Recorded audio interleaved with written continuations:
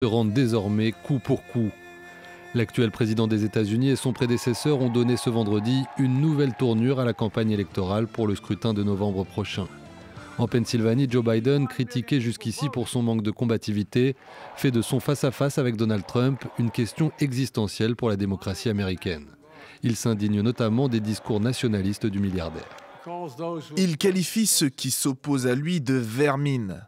Il parle du sang de l'Amérique qui est empoisonné, faisant écho exactement au même langage que celui utilisé par l'Allemagne nazie.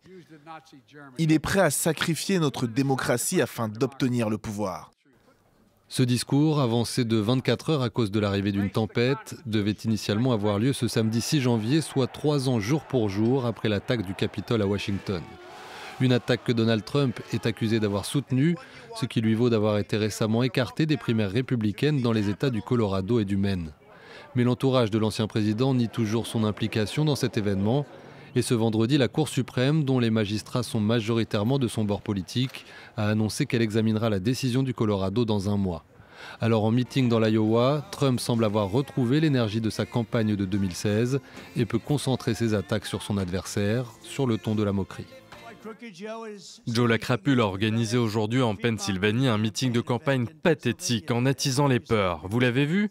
Il a bégayé du début à la fin. C'est une menace pour la démocratie. Donald Trump continue d'affirmer que le scrutin de 2020 lui a été volé.